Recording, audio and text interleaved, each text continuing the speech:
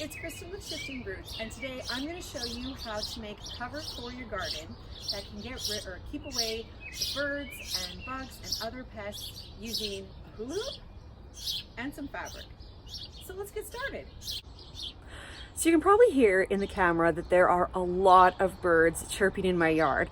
While it's like a beautiful sound, I gotta admit, I am really frustrated. The birds are eating absolutely all of my broccoli, my beets, my lettuce, my Swiss chard, my spinach. They have very eclectic tastes. So staring at them doesn't work. Pie plates don't work. Those little whirligig things that sparkle, they just don't work. So it's time to get serious. And here's a project I've come up with to keep them off of my broccoli. For my lower growing plants, a cover like this that isn't really fancy works. I just have them held in place by some telephone posts. And this white fabric is kind that you can see it's raining a little bit, but the water will get through to my plants. And now let's just take a little look underneath. And you can see I have some beautiful, healthy plants here. And here, I just have to clean out this bed a little bit. It's getting to be a bit much, but it's generally kept the birds off of my plants. I previously did this for my broccoli, and in the spots where the covers are still on, you can see the broccoli is still pretty good. But in the spots where the birds have been able to get at it, it's quite ravaged. What the birds do is they sit on the leaves and they just poke the stuff out. I put down mulch, kind of also in the hopes that the birds wouldn't like it, but it really doesn't matter. So the plan is I'm going to take the hula hoops that you saw, cut them up, put them at the edges of the garden, and then just secure that white fabric, and that should keep the bird out. Here's how it works.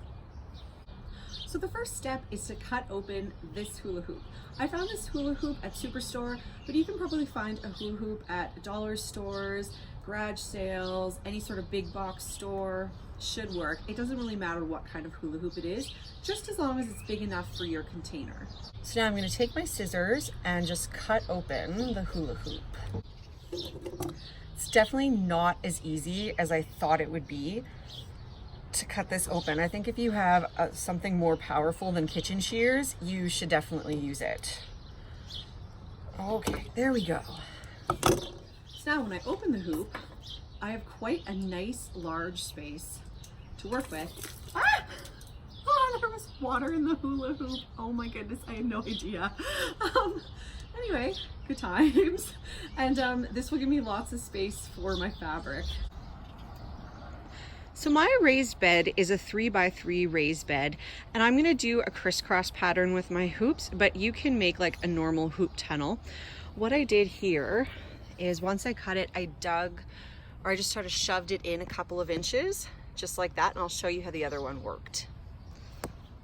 So I set my hoop, and then I just shove it into the dirt like that, a couple of inches. Then I cross my hula hoop over the other side so that I'll have that dome pattern.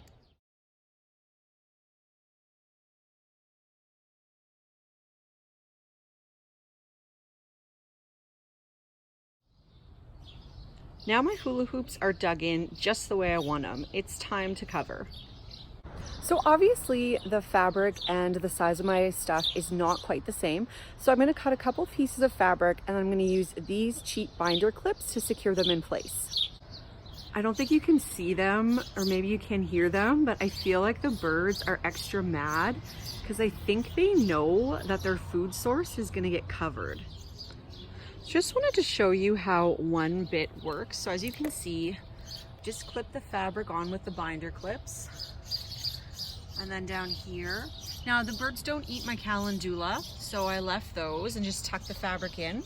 And then I put another clip here at the end. And now I'm going to repeat that process on the other three sides. So I cut out the fabric and just sort of measured it. Not super good, but just enough that I know approximately where it is. I'm not worried about this being totally perfect. So I'm just going to take my first clip. Put it on. Now I already have a clip here, so what I can do is I can double up over on this side. That. then this side can have its own clip.